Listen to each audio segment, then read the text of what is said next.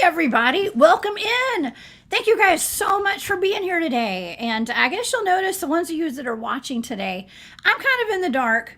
I have a little thing going on with my eyes today where my eyes are super sensitive and they're hurting. So I have my lights off. Okay, y'all, please forgive me. I know I look at my eyes look a little crazy today because they're hurting. But let me tell y'all, I'm going through so many changes in my life right now, and my body's having a hard time keeping up with my spirit, I think is what it is. And so, yes, I've been, I hit the ground running and I have not stopped, okay, in a long time. And my body's kind of letting me know I need to take a breather. Okay. So I'm chilling in the dark today.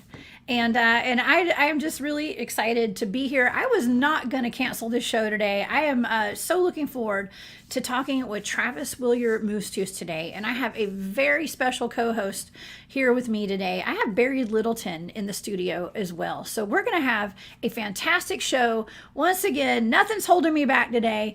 No matter how crazy I look, I'm still here. Okay. So you guys, please, if you'd like to follow my work and everything I'm doing, go hang out over on my website, thecryptidhuntress.com, where you guys can find all of my shows there, all of the events that I'm doing, and the places I'm going to be where y'all can come meet me live.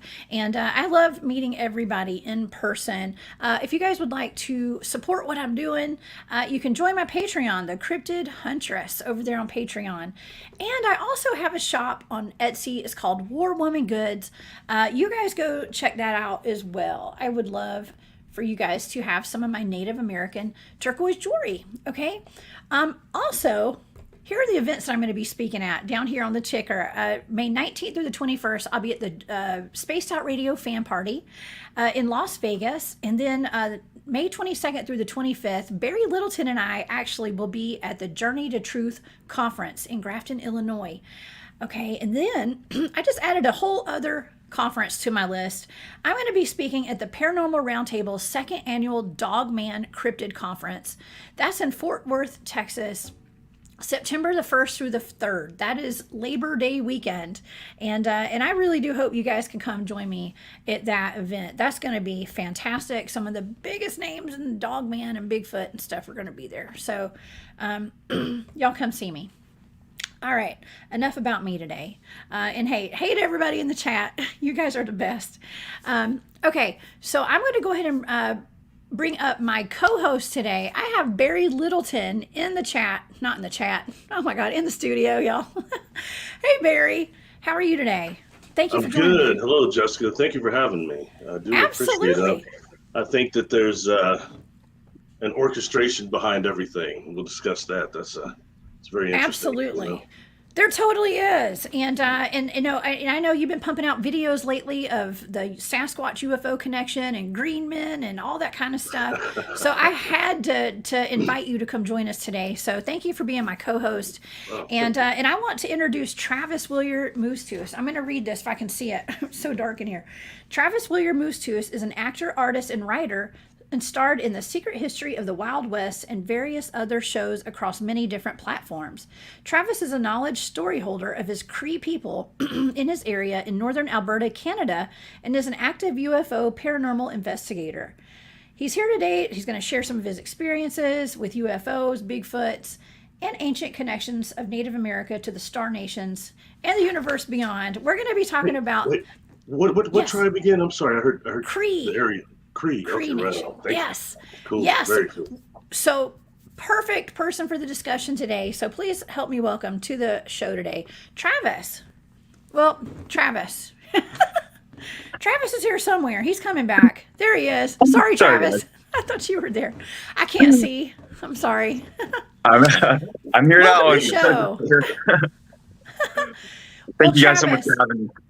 Absolutely. Listen, I always say you're a fan favorite over at Spaced Out Radio. I know that much. Everybody loves having you on our shows. I love having you on my shows. We've done several together at this point. So yeah. So we're gonna have a really cool discussion, and it's about something that I've experienced from day one. When I was out doing Bigfoot field research, it was a connection to UFOs, and there's Bigfoot research groups out there that don't want to really make that connection and kind of sweep it under the rug. But there's something to it. And us three here today, we know there's some sort of a connection, right, guys? Oh, yeah. Yeah. Definitely. Absolutely. Travis, what do you know? Are you familiar? Have you ever experienced a Sasquatch UFO ET connection? Oh yes, definitely.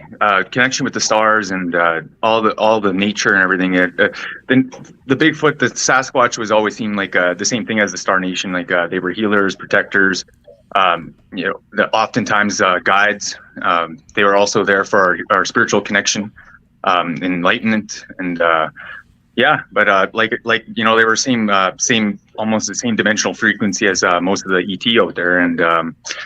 They would come to our ceremonies and take part in them, and especially the healing ones, and or say if it was to for guidance. And a lot of times people would they would come and help them with the spiritual like if they were going there with say if they needed healings, or if they needed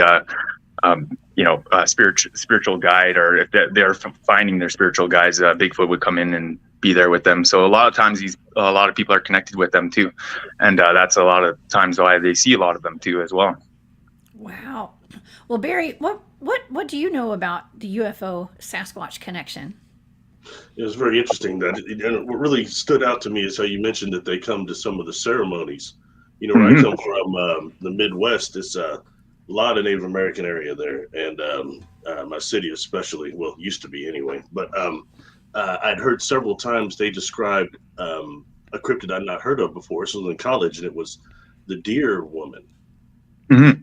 And my professor, and also a couple of good friends, all Native Americans, different tribes, Sioux included.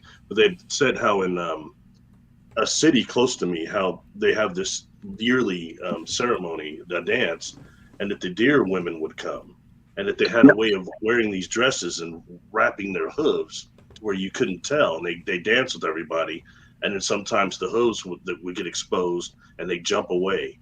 There again, Jessica, beings that jump away. But yeah, it's just so interesting. Sorry, I don't want to get us off topic, but when you say that just really came through to me. I remembered that. So, now what was your question initially, Jessica? That just blew. I was asking what if you were familiar with I know you're familiar with it, but what you knew about the Sasquatch UFO connection. Wow. Okay. From your research. From research only? Okay. From research. Or from experience too. I'd heard, we hear several times certain accounts that people see flashes of light and Sasquatch coming down, either following different extraterrestrials, or people will have encounters on craft that there's Sasquatch are there. Mm-hmm. I myself have not seen one there, but I believe that there's on a craft. I believe there is a connection. And in the work I do, regression-wise, it's come up.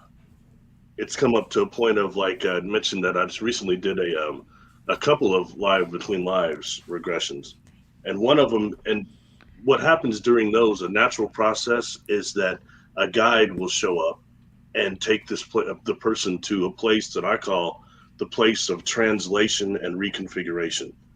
And normally it's somewhere you would associate with, like, a office or a garage or somewhere there's ledgers and things like that. I've even seen a lake before, but this one was different. This place of translation and reconfiguration was a ship. And the guide that always comes and announces itself, they will announce themselves and come, its natural process was a Sasquatch. And this one was very large, but it had a type of almost a Federation military uniform on, very expensive looking. And it then morphed itself into a gold ball and showed the person, then went back into looking like a Sasquatch and saying, really, they're energetic. It was really fascinating. And they were talking about royalty. This guide was talking about the royalty of what actually is Sasquatch here. And when I say that, they say the human frame is something called the Adam Kadmon, the human blueprint. And what would be the blueprint for Sasquatch? That's what this being was saying. We've got all these different types, but what are the ones that were more royalty-like or galactic? And it's so interesting because I had done this interview with Pork and Beans, and Michael Harrell kept talking about these Sasquatch that were seen on board craft, especially in Peru.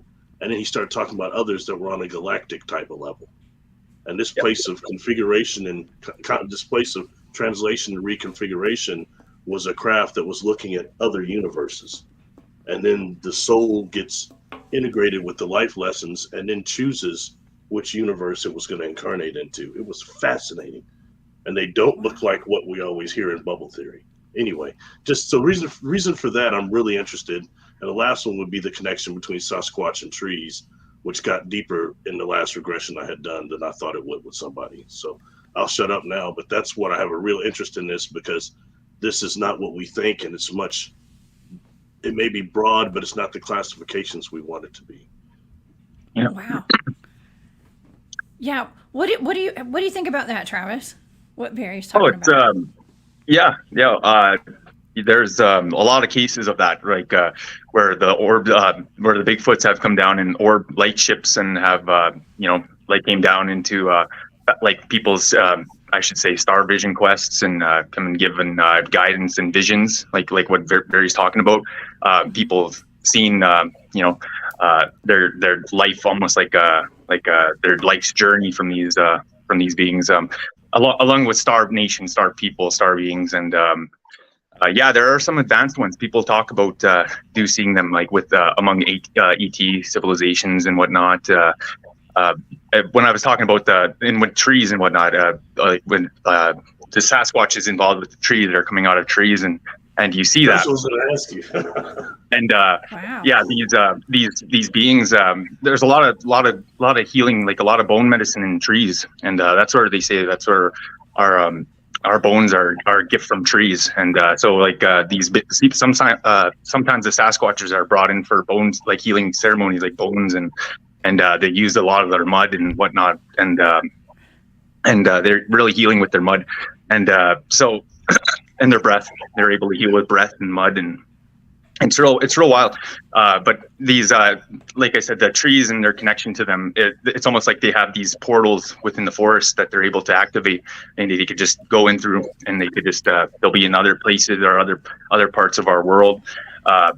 During the full moons and like eclipses and stuff, you'll actually be able to see some of these orbs lift off from the mountain forests and raise up to the sky and go into the stars, and they recharge. Their energies are on that dimensional plane, and people talk about seeing them. Barry, I know it's blowing your mind, isn't it? Well, I mean, it's this. I've been tripped out on that ever since meeting Tom Powell, and he told me that they were trees and symbiotically they connected and were able to merge with them. So I've always had a slight obsession since that. You hear something that resonates, But this other past life between lives regression, okay? After this place of reconfiguration, what this person was here to work on this life is the earth, but specifically the trees. And this does not have anything to do with Sasquatch. This client isn't into that really, okay? And they're describing their connection with trees, the emotions of trees, the network that it is, and everything is just it's beautiful. And just when it's over, before I do it emerging, I just looked at what about Sasquatch and trees? What's the connection? And and the first thing, a few seconds, their face lit up. All trees are Sasquatch, and all Sasquatch are trees. They use them not just to recharge, but they use them as portals, and they emerge from them. They use them to manifest. Yeah. But they can only do it so many times because it wipes out the tree. So they can only do it so many times with each tree. It really blew me away because it's not what I was expecting this person that is not into this, they don't know any of the videos I've done about Sasquatch and trees or any of that type of stuff. And, and I'd heard so much, that's what I was going to ask you, but you nailed it. So I was going to ask you if you heard them referred to as stick people, and not just forest people, stick people or a stick tribe. I've heard of I heard them exploding out of the trees before. We were doing a ceremony, and we're in between the sweat lodge rounds, and we're all standing outside, and all of a sudden they came to make their presence known. You just hear these exploding trees. It's like just real loud, like more than like a crack, like a quick snap. This was like a, and they were echoing 4 distinct snaps. And that's when my uncle, he was like, yeah, the Sasquatches have come. They're gonna be there on your guys' journey in your vision quest. They're gonna protect you from all the evil ones. Like when you guys are out there, keep you guys safe. And we're like, oh, okay, all right. And like we took it as like that's how I knew they were like protectors in that sense. And therefore our ceremonies to help overlook our safe journey. Wow. Wow. That's what they said. They said, and that's something I didn't think of. They said that popping and some of the tree snapping that you're hearing and tree knocking is not just the real loud knocks, the ones that are almost popping like, is them emerging from the trees. That's what the client said. Yeah. Wow, thank you for that. Yeah, that's heavy. That's Confirmation heavy. Out of a hypnotic regressive session. That's wild. Wow. There's something to this. You guys haven't talked about this before, and for you to have that kind of information, Barry, out of your client, that's pretty interesting. Yeah. Well, well, the snapping of the trees, I hear about that oftentimes too with the Dogman reports that people have. They say that it's not snapping of trees; it sounds more metallic or something, but it's very common with a sighting of a Dogman. Is something that sounds almost like a garbage can getting dumped on the ground really hard or something. So I always thought, well, maybe that was a portal opening or something. Probably not from the trees, but I don't know. If cryptids and beings are able to manifest through trees and use them as portals, anything's possible. The craft I've been on board, I know they have a symbiotic connection to trees. Based on their construction is mycelium to a degree, a type of a mushroom as part of the compound that is part of these craft, and they're organic. Mm-hmm. So when you look at what the symbiotic connection between mushrooms, mycelium, and trees are on this planet, you have to really pay attention to these organic craft that come and communicate with the earth, especially the deep biosphere that we never hear about. We hear so much about inner earth, but no one talks about the deep biosphere where 99% of Earth's undiscovered bacteria lives, along with fungal components. These are things that really need to be expanded when we think about the contact modalities. So if Sasquatch is using trees in such a way, or is trees, they would automatically be connection to certain craft that were organic, especially when we go back to things like your other guest, the gentleman that talks about the Tartarian Empire all the time. Uh-huh. That one, even further back than that. You know what I mean? These empires that have been here and no longer exist. It's real fascinating, and that you have a type 1 civilization that was doing intergalactic trading and things like that, and they would have been a part of that. They've been here a long time.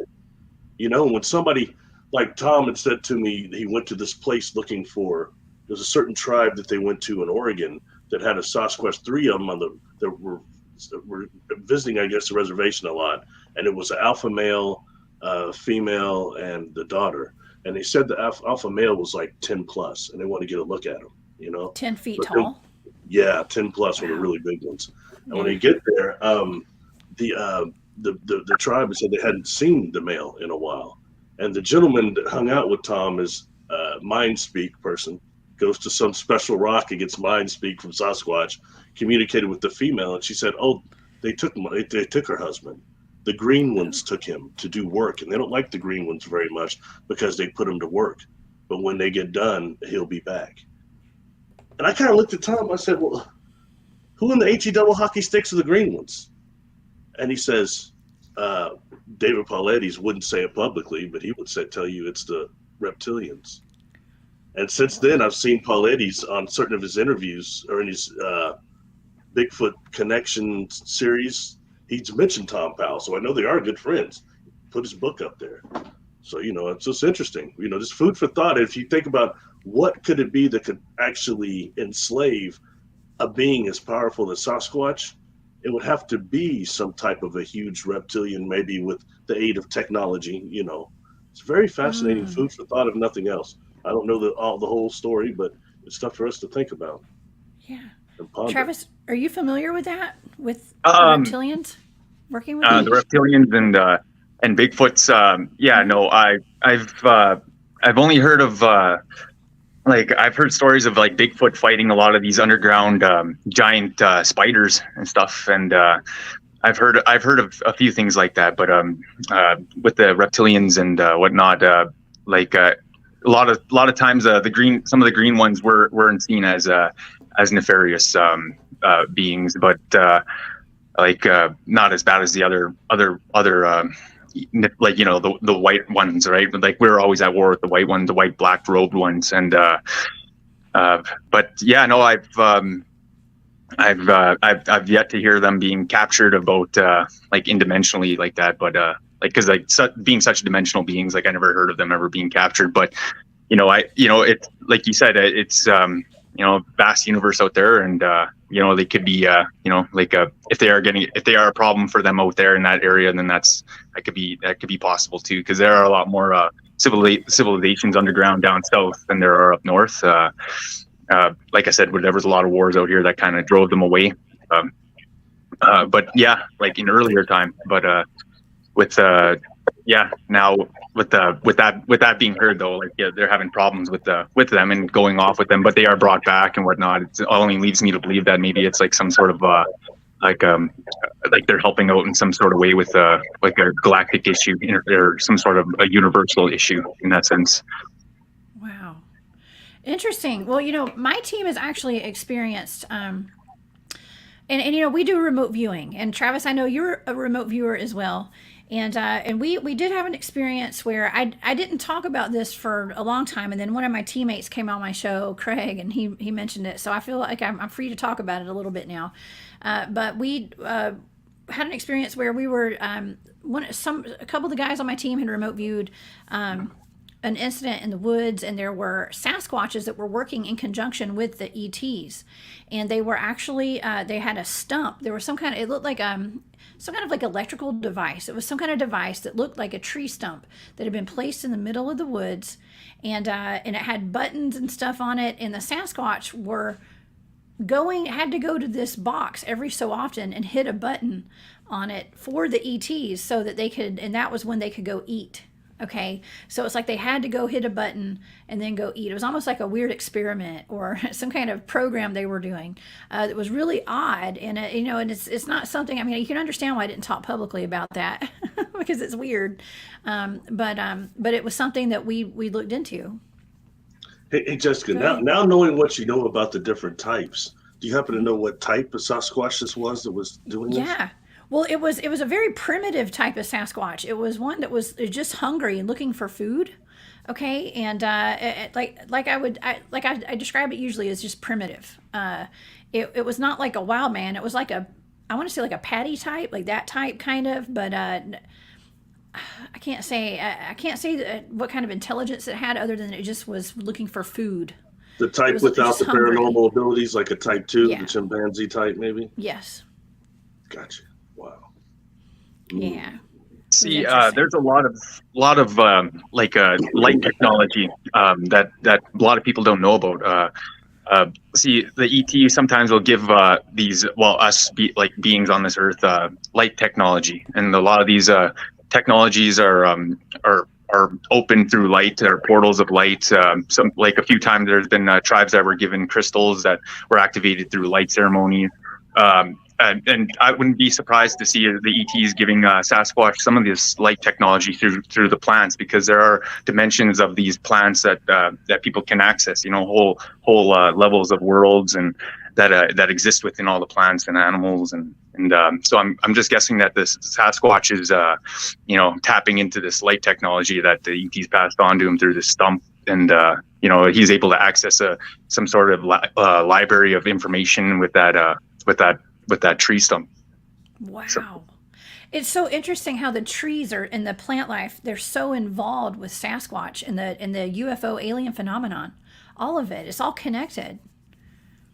It's interesting. Yeah, well, Travis, Barry and I just did a show a couple of weeks ago on Spaced Out Radio about the walking tree phenomenon and shape-shifting Sasquatch. Are you familiar with the walking trees? Oh yeah, the trees, the plants, they're all alive. They're 100% alive, and there's some talks, like even in our culture, where if we go out harvesting with like say the medicine or any plants out there, we have to do it with true intention of love and coming from this place of a light, of a light being, and because like if you go out there with like any thought of like, oh, I'm going out there to collect this to make some sort of profit off of it or something, the plants will actually know that spiritually and actually hide themselves from you. No way. Yes, way. Wow. And then sometimes the plants will know that you're out there with that good guidedness, and sometimes at night you'll see these funguses and these medicines glowing when you're out there collecting. Yeah. So it glows so that you'll see it. Yeah, but they know they'll know you're on that intention and that path for healing, and the spirit, the creation, the ultimate being, the supreme being knows this, that you're on that path to heal, or you're on this. So it's almost like guiding you in that sense. So it's your path is lit. Like that's what they say when you're on your path or your spiritual path, the path you're supposed to be on. God, nature will light the way for you. You just have to look for signs and synchronicities. Yep. And glowing fungus. Yeah, that's important though. On the craft I've been aboard, and the technology I've seen involves always not just light, but oftentimes crystal, like what our science now calls quasi-crystals, because the actual configuration of them looks so much strange. But all of these crystals do something I do not see the Earth crystals doing, which is they have some type of a bioluminescence or chemical luminance that comes from them. That's something I'm not seeing at all from the Earth crystals. So it's a different thing going on there, when you say light technology, definitely. But glowing fungus and all these things, even from my contact experiences, a lot of people, it involves deers or owls. For me, it was fireflies. I had fireflies. There's no doubt after what I endured or encountered that the fireflies with their bioluminescence or whatever are aware of the light ships. It is what it is. Yeah.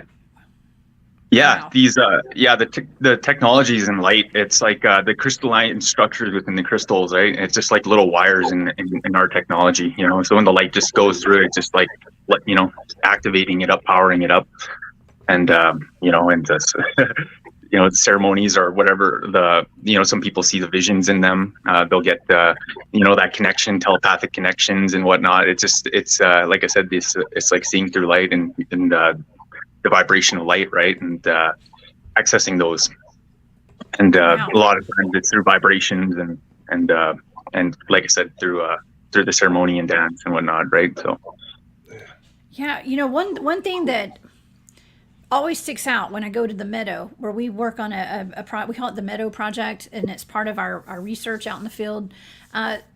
During the summertime and the springtime, there will be fireflies everywhere. I mean, it is like a magical wonderland. And if you ever notice, you take a really good look at all of my thumbnails for my shows at Spaced Out Radio, it looks like an open field with fireflies all over it. That's actually a representation of the meadow, because it's covered in fireflies. It's one of the most anomalous places I've ever been in my entire life. And there's so much high strangeness there. And those fireflies are a huge factor during the warm months, when it's warm outside. It's just magical, and it's almost like it powers up the place, or they're getting power from the place. I'm not sure what it is, but it's definitely electrical. It feels electric out there with all the fireflies. Definitely. It's also where the portal opened, so it could explain some stuff, right? yeah. Could be. I think also that something, that isn't maybe expressed enough when dealing with the different Sasquatch types are these smaller ones. The ones that, I'm not trying to be funny, but maybe look a little more Ewok-like. You know, and how I've heard them mentioned several times, but it seems like they don't make it into the media like they probably should. But hearing about those type being present on craft, I hear about that quite a bit, and often wearing little hoodies and stuff. But they're the little ones, like little Ewoks. The Ewoks. Yeah. What? They come in all sizes, huh? Call it. Well, it sounds like they come in all sizes. Have you experienced those, Travis? The smaller size Sasquatch? Smaller sized beings, yes. Beings? Yeah. Like almost like a little like lizard folk, almost dudes, like gecko style looking little guys. I've seen and they've had the uniform, the robe uniform. That's what they refer to it as, a uniform. And they're around. The little Sasquatches though, like little beings like that, like the little guys. I always thought they were just like the Sasquatch kids, but I've seen them around with other bigger ones too, running around and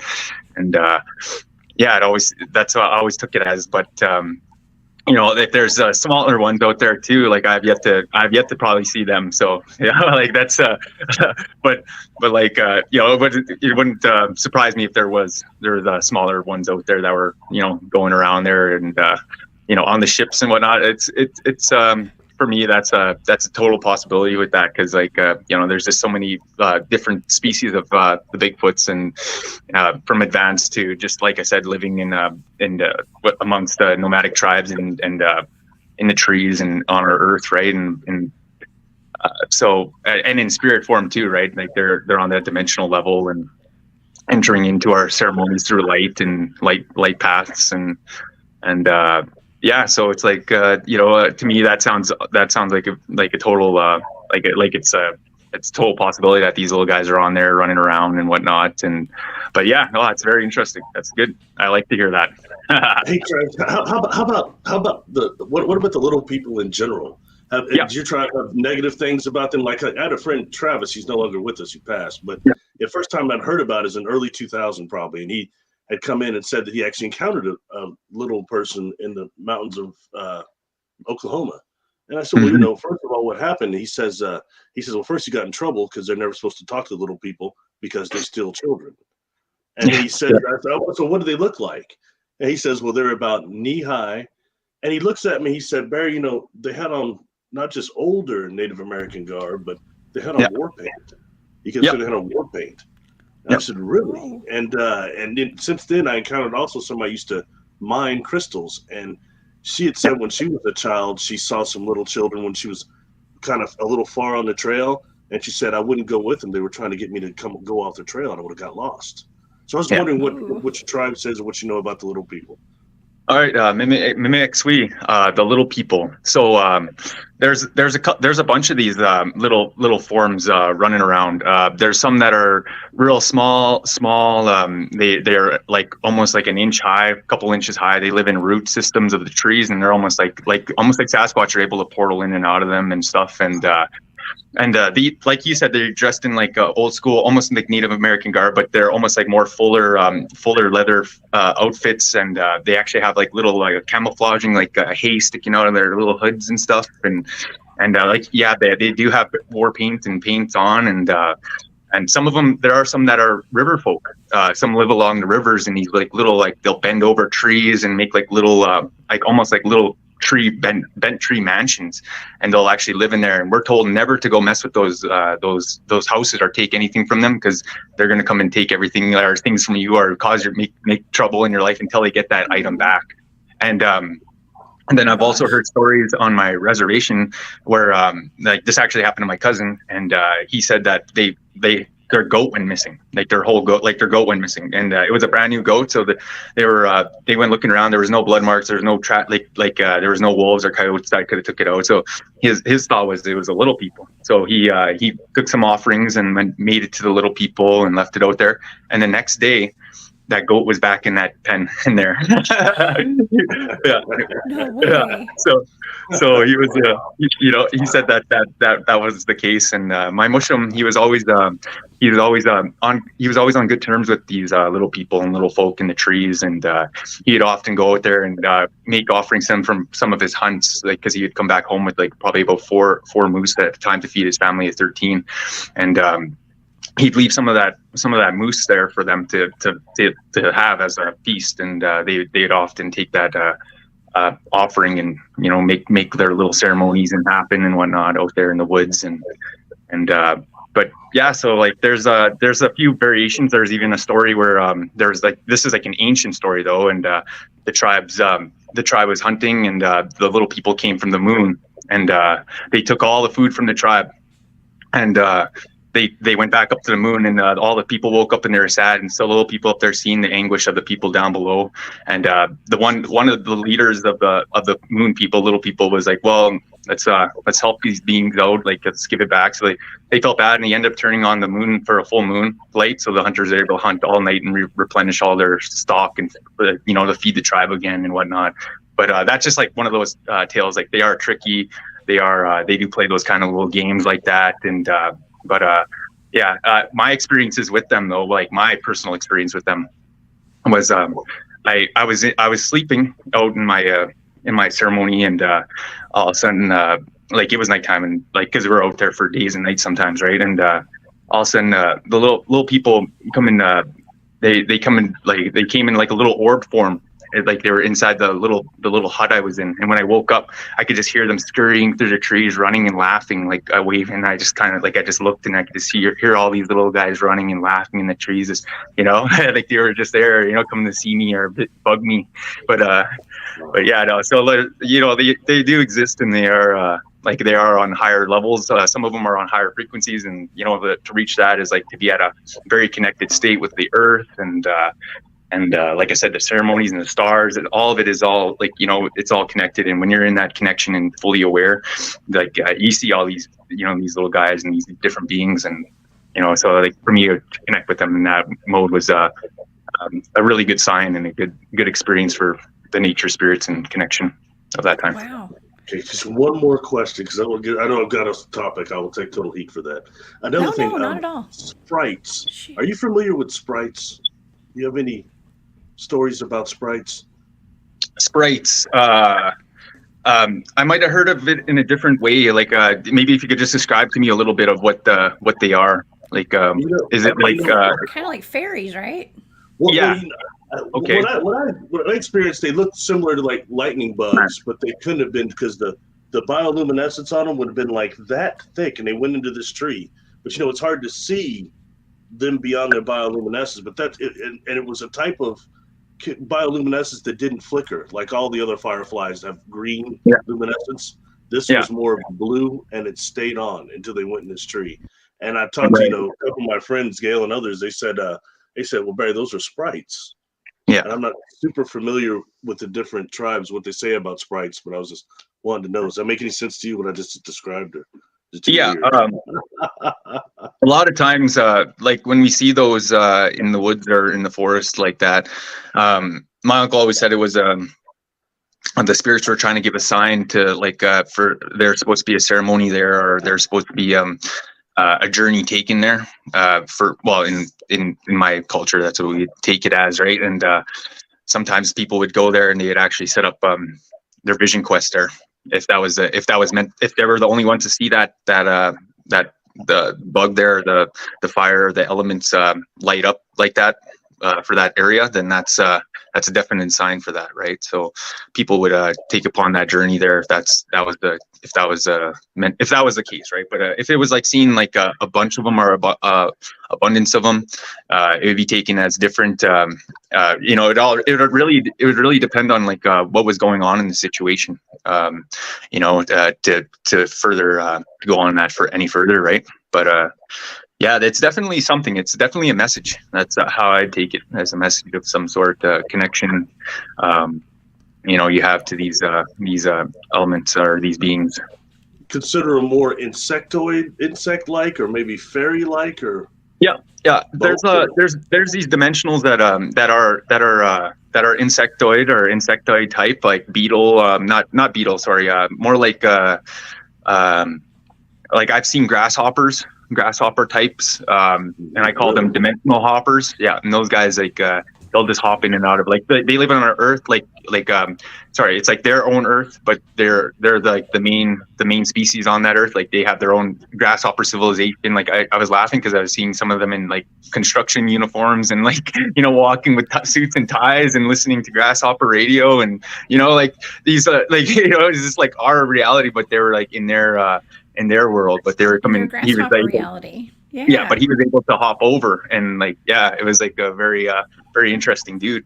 But these beings, there's a lot of these insectoid, the dimensionals that our ancients have connections with, that most of us, like even myself, might have forgotten about, right? And they do come back around, and they come mention that they're like, hey, we did have connection with your people a long time ago. We did teach them about a lot of these portals, and showed them a lot of these areas, like, and how to connect to these I should say these ley lines of the Earth, these connections that we're able to set up temples and communicate telepathically from one another, from each temple to one another, and these, like I said, sometimes these beings would just come to join in on the ceremonies. They'd bring sometimes some of their family and young, and we'd show them some of our ways of living, our life, our art, the way we interacted with the animals and how we lived. They were really fascinated about all the animal species on our planet. Like, they were especially all the deers and all the big furred animals. Like, they were so intrigued by it because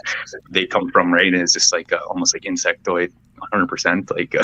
But a lot of them though were taking because they would come in ceremonies of high vibration. So like, they were always considered guides and part of the Earth, like in connections with it, because like it was like I said, it's a very very connected Earth. So we just took it as a being, like a being of this planet and of the Earth, like connection and whatnot, right? So it's like I said, they were always dimensional guides or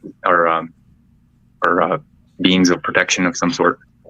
Wow. So Travis, we've had a couple of questions in the chat today asking about Dogman, and people are really, really into Dogman and that phenomenon.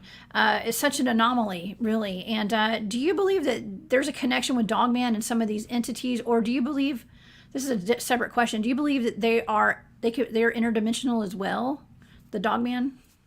There's definitely there's a definite interdimensional level to it all, but a lot of these beings, they were part of the original races on this planet. A lot of the Dogman, there's even cat people and different kind of beings, you get that sort of lizard folk come in, and the antler people and the ant people and the gopher people, the buffalo man-eater people, there's all these different animal races that existed before the time of Atlantis, and the fall of Atlantis, I should say. There was like 3 different falls, but a lot of the times there's a lot of wars with these animal races as well too, right? Like, sorry, I'm going to touch my glasses. I don't even have my glasses on. But yeah, a lot of these animal races are totally, like I said, they're part of like the ancient connections there with a lot of these old, I should say, civilizations that were once interacting with each other full time. Fascinating.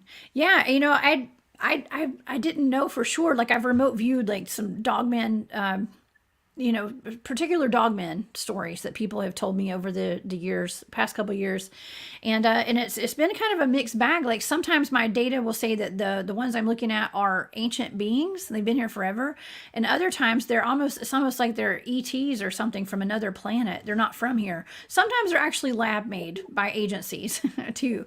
So I think it's all it's different, but if you say they're ancient from this planet, that makes a lot of sense, because I have come across that in my data before. Very interesting. Yeah, I can appreciate that. Okay.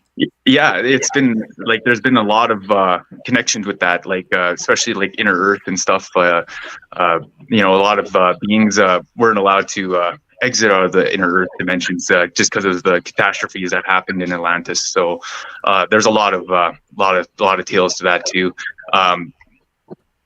Like I said, a lot of different tales. the teachings, though. A lot of these beings, though, are walking like on our surface and planet in different dimensional frequencies. The Dogman is one that runs wild. Out there. Some of them stay to the caves. Like lizard folk, they'll come out of their caves every now and then. They'll swim in the rivers and they'll go back in. There's some reptilian civilizations that we'll never ever see because they'll never let any of the humans go down into. That's just some of the tales that they would never let us down there back in the time. From back in the time, but there was tons of this. Like my people, we used to battle the man buffalo eater people, and we still battle the spirits of those to this day. They'll still try to take over houses, and we'll have to go in there and deal with these spirits and battle them. Or they'll take over people or individuals. That's where you get a lot of these other type of entities taking over. Like Dogman could take over a person, or that other. I don't even want to say the other name of that other creature, but that thing could take over people and cause total destruction and mayhem, and become something totally. Yeah, I actually had this conversation. I think it was last week actually with Mike. He has a channel on YouTube called Abnormal Investigations, and we were talking about Dogman being flesh and blood versus supernatural. Well, of course, I think they're both. Okay, of course, I always say it's everything, yes and yes. And he was telling me from his belief that Dogman can sometimes be become possessed by like evil demonic forces and things, and that's why they go and they kill people and do all the savagery, like where they tear people apart and stuff like that, like the LBL, those Dogmen out there. So it's very interesting. That would make sense as to what you were just saying too.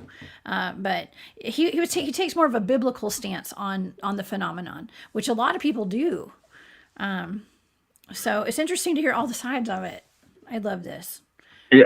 Yeah, there was an old story that a lot of these ancient animal races that were still dressed in the robes and walking around like human, and they were actually they took off with some of the giants that lived up north, and they used a portal in a temple. They left to a livable moon before the catastrophe can hit the earth 13,800 years ago, and that's a lot of ties to northern temples and pyramids and just forgotten kingdoms that are civilizations that are just left and people don't know where they came from, and that a lot of times these animal races that lived in these temples and places and yeah. Wow. Yeah. A lot of stuff Barry, is going on here on this planet. It's interesting. Now, Barry, I was watching one of your videos the other day, and it was one of the, I don't know if it was the UFO and Sasquatch one or the Green Man one, but you made a very valid point, which I think that we're kind of covering that today on this show. We were talking, you said, where do they go? Like, where does Sasquatch go? And going back to the discussion I had with Mike about the flesh and bone versus the supernatural, we often wonder, where does Sasquatch go at night? Where do they go during the daytime? Where are they? And that's why the interdimensional aspect would be more probable in a way. And if we want to refer to even the UFO phenomenon too, maybe they're getting taken up by a spaceship. Well, referring in Fred Beck, back to him, mm-hmm. Where are they when they're not when people aren't around? That's the big point. Where are they? How do they exist when people aren't around? Are they really a tribe, or are they unmanifested, or both? It's really fascinating food for thought, Wow. And so, I think that we're just starting to be able to grasp really what manifestation is of these manifested beings, because we're so easy to say now, they're dimensional, they're interdimensional, but most people can't really tell you what that means. If that means, what is the other dimension like? Is it a different width? Is it a different length? A different density? What all is it? And what are the beings that are there like? Are they perceiving like us? At all moving in the same densities we are? Or are they unmanifested, inorganic beings? These would be really evaluated and not so easily just swept aside with names like dimensional. Yeah. Just, right. I'm probably gonna get eggs thrown at me for that, but it is what it is, you know. Yeah. No, I mean we're all just trying to figure this out because I don't think any of us have all the answers, but at least we can put our thoughts together, and even the oral traditions that are passed down, like Travis talks about. We're just all out here trying to figure these things out, and we have our stories and our experiences. And I think it's interesting because Barry, you have your research you do. I have my experiences firsthand. So we all have our experiences firsthand. And Travis, you have the stories that have been passed down. That's why I think this always makes for a great discussion, bringing us three together on here too. It's really cool because we all have our views on these things, but I think that we kind of think on the same line. Okay, all three of us. So if you guys want the super woo, y'all tune in to this show today. I found it really cool you mentioned grasshoppers. The first quote unquote extraterrestrial interdimensional that exposed itself to me when I was a kid. It had been coming around, but it was an insectoid. And on this craft, when I saw it, it looked like a very large grasshopper, the size I was when I was about, 10 years old or so. So it was smaller, but nonetheless, grasshopper type of a head, greenish skin with these eyes that look milky. Yeah. Almost gray, milky. Yeah. And it's telling me, going out 900 million light years out beyond the space-time continuum, blowing me away. But I always was interested in the beings that stepped forward to me when I was young and what their connection is to the Earth matrix. Like the other being I encountered that I got a lot of response to the mana with the reverse brain. It's like brain coral. It comes us to the bleaching of the coral here and what super coral is and all that stuff. It's just don't have all the more I've learned, the more questions I have, but I guess that's just the way it is. So right. Like the more you learn, the dumber you get or something. The more confused you get, actually. That's my experience. Terrible movie. Oh, that's from a movie? Yeah, the more that I learn, the less I know, for sure. Yeah. I stay in a state of confusion these days. So. I'm always open to like these hearing these tales and these new experiences from everyone else, because it helps because I do see a definite connection with whenever I hear like somebody bring up these stories of Bigfoot or the insectoids, because we do have ancient connections that or maybe even ourselves, like our soul connections forgot about, in this life, but we're just reestablishing that again, and that's a part that might be even just a universal connection. It might not just be might not be this earth or this life, or, it might be a universal connection in our soul's connection to this universe and as a whole. And most of the times the Sasquatch is I've encountered or I've seen or heard about, they've just always been living very natural and very close to the earth, and like a lot of the stories I hear, it's like their cycle, like the way they believe in the circle of life here on this planet, and they believe they exist here, and then when they die, they get back to the earth, so they're buried underneath trees. Their bones are put underneath trees, and so they can give back to this earth incarnation.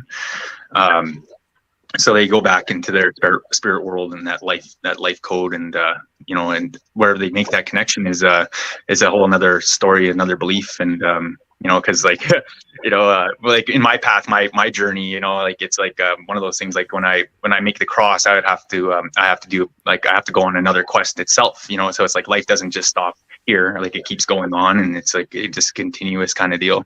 But yeah, it's like it's a whole it's another big question, like it's a mystery in itself where they choose to bring themselves, because I've heard of people say that the Bigfoots, they'll go to the moon, because like the moon was originally thought to be created by the animal races and made by them, and they rule over that, and that's why we're never really allowed to go there or any of that.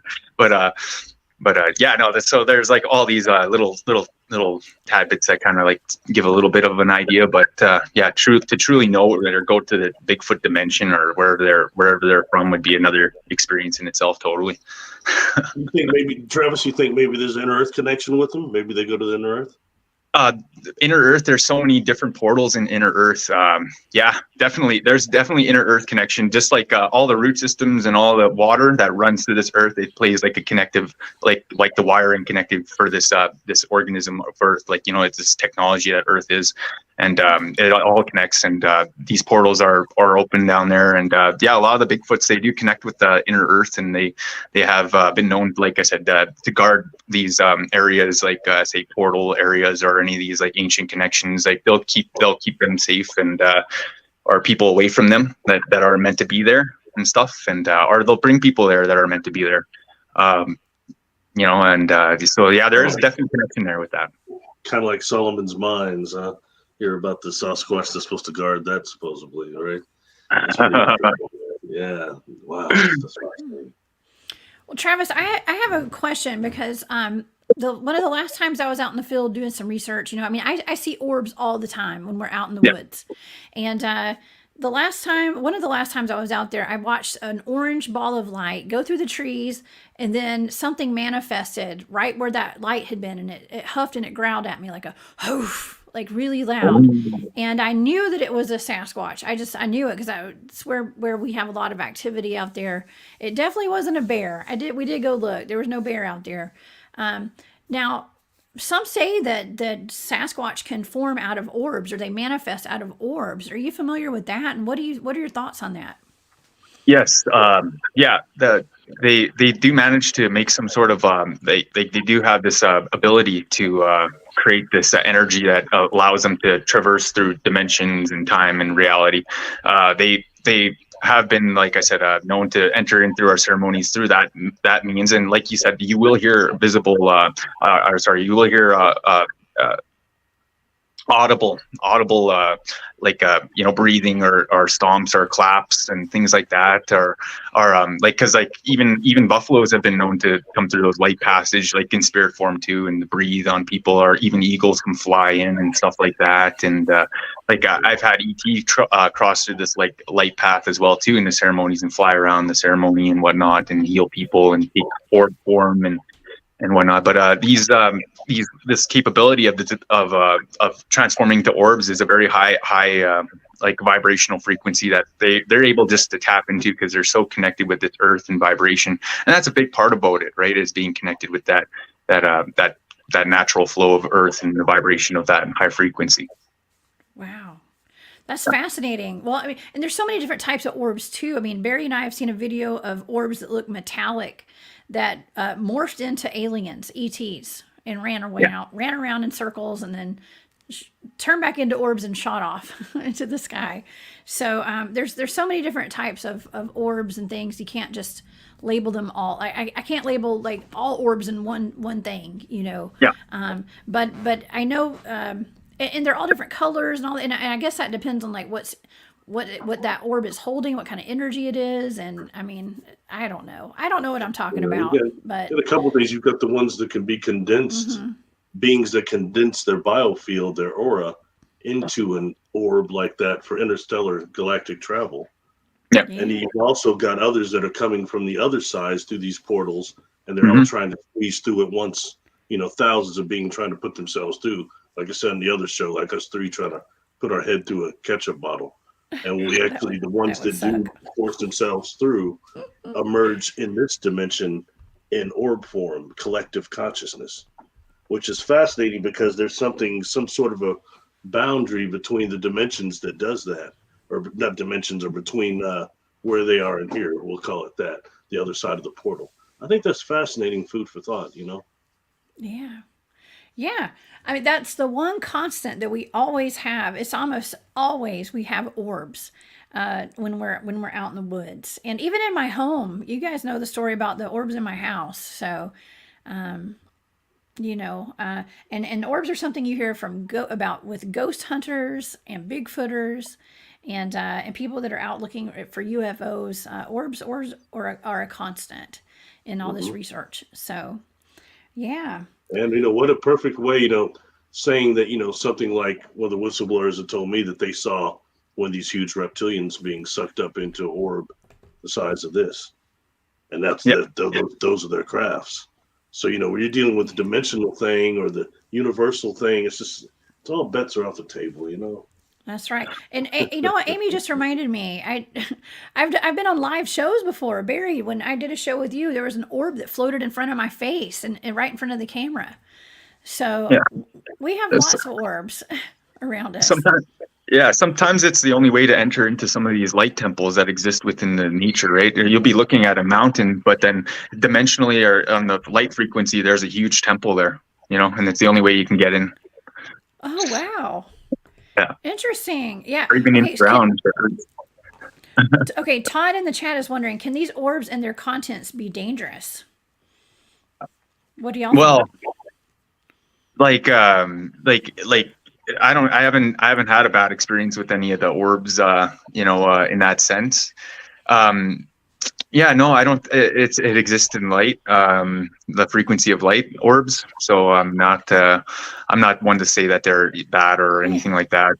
Like these, this would be like energy, just energy that exists all around us and most of the time, and within us. And these, no, I don't see them being dangerous at all. Nice. Unless they're turning into aliens and running around and then turning back in to balls, like Barry and I saw. Well, I know that's the weirdest video ever. We'll take that and contrasting that with the negative ones, the negative plasma balls that are making some crop circles, because the ones that make people feel sick. So so there's something going on there. They'll be the opposite to the ones that were communicating with you when you RV'd them. Right. Yeah. But hopefully, we can. All this is a prison planet. Maybe we can keep that interaction to a minimal. A prison planet. There's so much negativity here and negative entities and negative things going on, but there's also such beautiful entities and wonderful things, as Travis will tell us, And don't forget labs. Throw your labs in there. You see every time you RV something, the underground lab. That's true.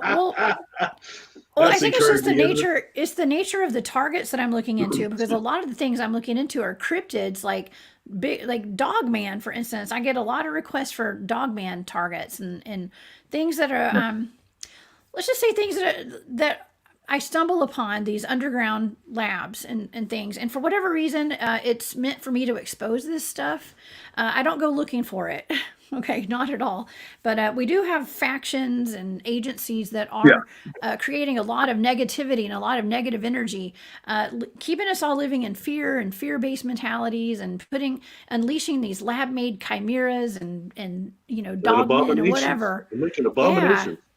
Yes. Okay. Yeah. So I do stumble across that.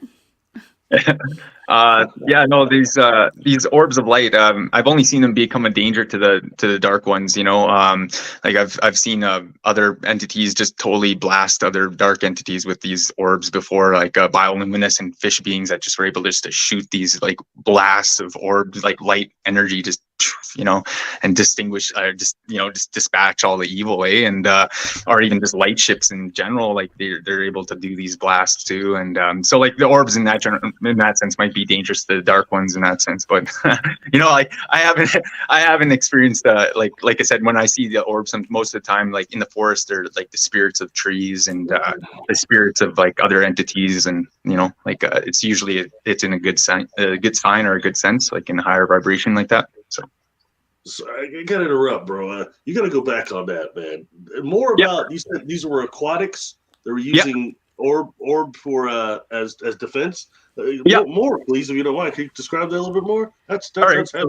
That's heavy. So they had their own ships, and they were like I said, they were almost like a fish, like almost like amphibians, and like I said, they had the capability of creating this bioluminescent energy that was able to shoot a ball of energy right from the chest out, and it would just dispatch all these like negative forms that were ever like trying to interfere or like attack or anything like that. But they were like I said, it would just light up their whole body, and it just come blasting out like a Care Bear.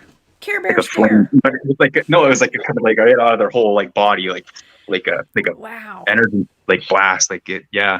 And it looked like almost like a blue energy flame, like just like flowing, like yeah. That's heavy. That's fascinating. We do have a good question in the chat here. That one guy is asking, why are orbs always associated with the afterlife? Now, I don't always associate them with the afterlife, but most people do. And I think it's just because that's just, the ghost shows are so popular and people see orbs and they do associate them with that. But I see them out in the field so much. I think that there's more, a lot of times it could be ET related. Listen, all roads lead back to ET in my book. I always say that. Reese's Pieces. It's terrible joke, sorry. Yeah. But I think that's just what in the collective consciousness that, orbs are ghosts. And I think so. I don't know. I mean, I've had orbs in my house dancing around my kid. And we videoed that. And yeah, I thought, to me, it was like hitchhikers. We call it the hitchhiker phenomenon. And I associated it with spirits. So you're 100% right on that. So I did. It just depends on the size, I guess.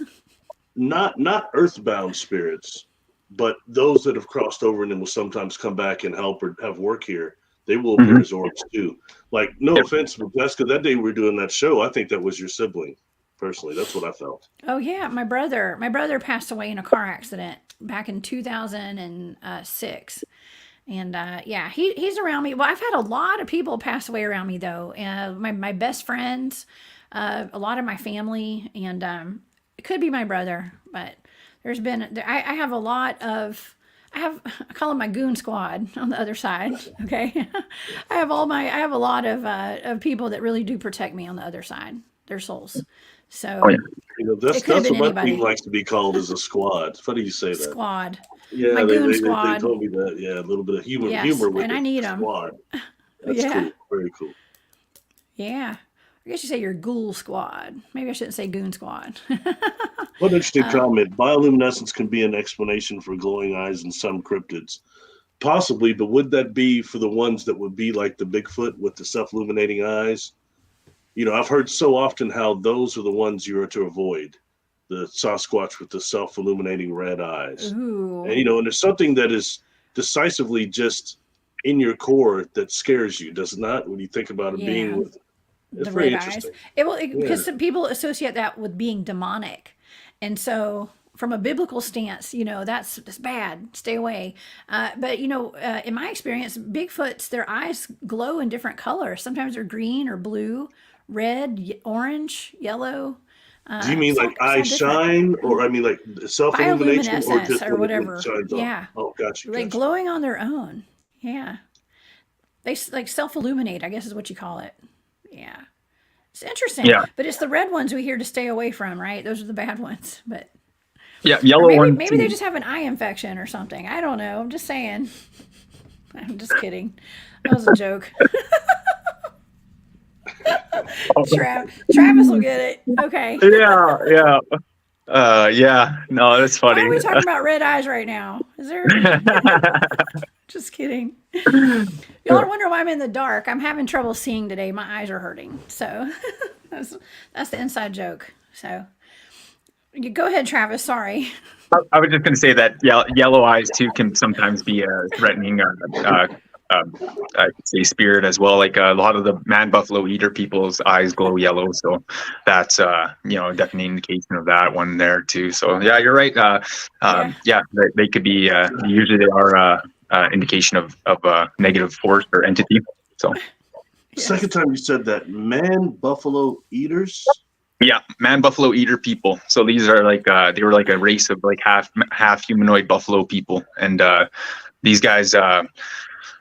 They were very they were like they were beasts of the land, and very negative forced kind of style, like, and they performed very different kind of dark energy ceremonies, and they were like a lot into like they just eat people, right, and perform that kind of stuff. So they would oftentimes they'd just go to war with our people. We'd have to go out and fight them, our strongest warriors, and we'd have to have like blessed weapons or or it would be like a ceremonial thing, like we'd have to build protections, like out of like, you know, with the using rocks and different things to keep up barriers. So like if we killed them, their spirits can re-enter back into our areas and our lands and stuff. But yeah, these beings, they still exist to this day, these spirits, and they still do try to haunt a lot of the people living in today's world. And like you know, like we've cleared out a bunch of these things, like out of houses and whatnot, and they're powerful, like entities too. Like they'll sometimes manifest into like a physical form, and they'll just be running throughout the house, smashing windows and like breaking down doors and walls and everything. And so yeah, they do become like and you have to use things like certain things to catch them. And but it's like they'll run right up a wall, upside down, run upside down in the house, and yeah, everything. Oh my gosh. So like they're really like they're very like a very strong evil presence, eh? So like they have hooved feet. Yeah, they have hooved feet, but they're my really strong built, like you know what I mean, like they're really like I said, they're like they were like warriors in themselves too, right? So sometimes they carry weapons. Oh, so they run on two legs? Yeah, They could look kind of like a goat man, right? Yeah, and you can run on four and charge too. Yeah. Oh my gosh. You know, that sounds similar, Barry, to what I was remote viewing with the Jersey Devil, actually, that was on top of that house.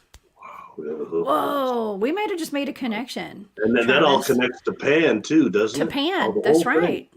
Wow, Yeah. that's fascinating. Whoa, this is something we need to look into more, Barry, honestly. This is fascinating. Travis, you are such a wealth of knowledge. Oh my gosh. Very cool. You and Barry both.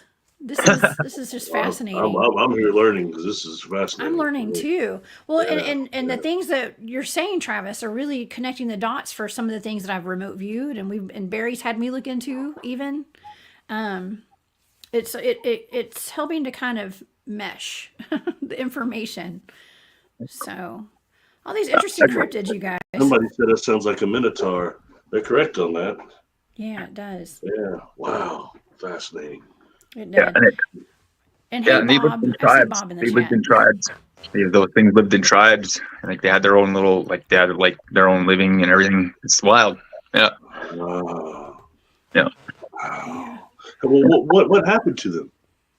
A lot, like I said, a lot of them we went to war with, and over time, like we've managed to battle them out of existence, but like they still exist on that spirit form. So there we'll have areas like out in our lands that will still have some of these like protections still set up, like buffalo skull heads, like put on like I should say pedestals and like things that are built for to keep them out and whatever, right? Like I've seen that before here where I live. Really? Yeah.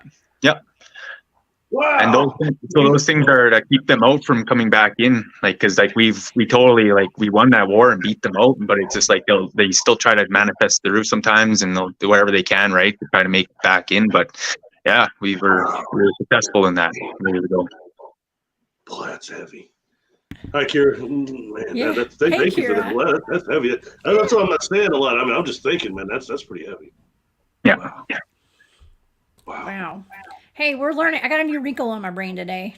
So I learned a lot of new things today, you guys. This has been amazing. I mean, we could go all day talking, and I would love to bring both of y'all back, and let's do another show together sometime to discuss some of these topics a little further. I mean, we can talk about anything. I know I can talk about anything with y'all, and we could go on forever, but unfortunately, I do have to go pick up my son from school. So you guys, any last words, any last thoughts? Travis, do you anything you'd like to leave the audience with today? Yeah, a lot of the Earth's ley lines and portals have been reconfigured for light, and a lot of the Earth's energy and vibration is going to be heightening. So just feel into that and enjoy that love and spread it, and be conscious and involved with your, I should say, just elevation of your, I should say, consciousness.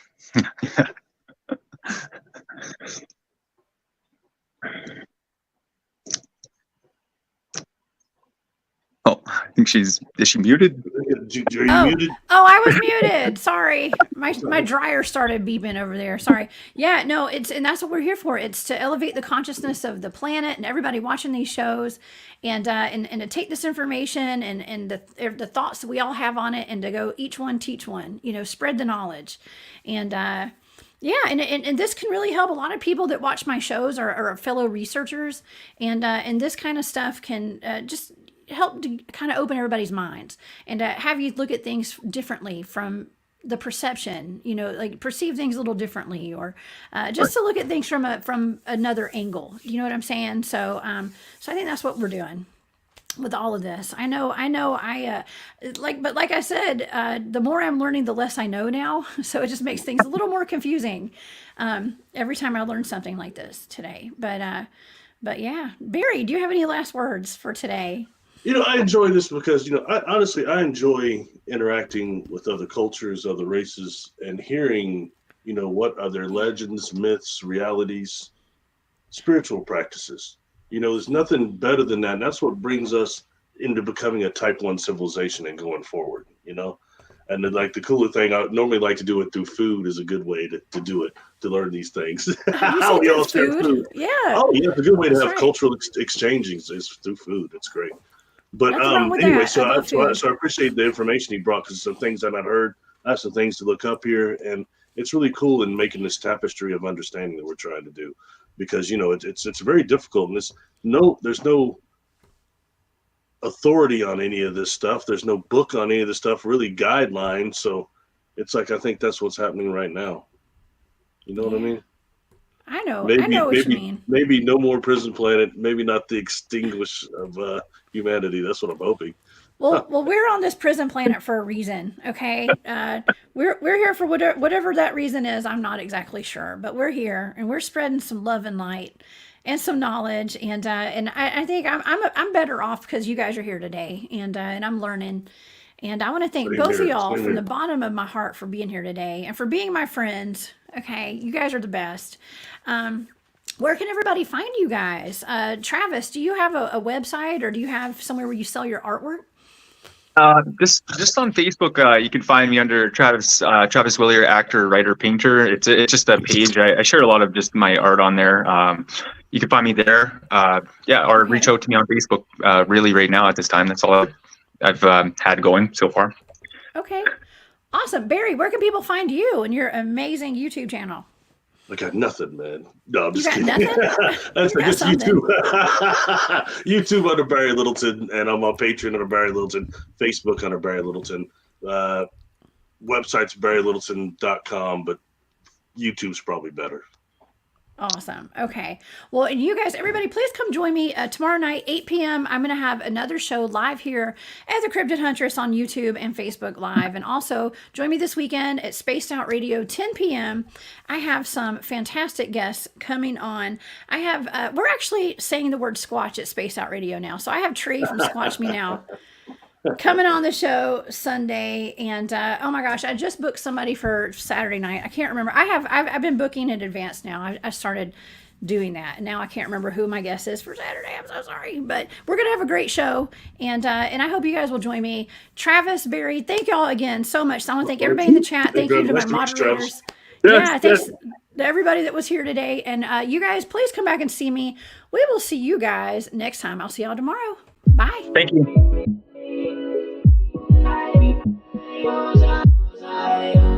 I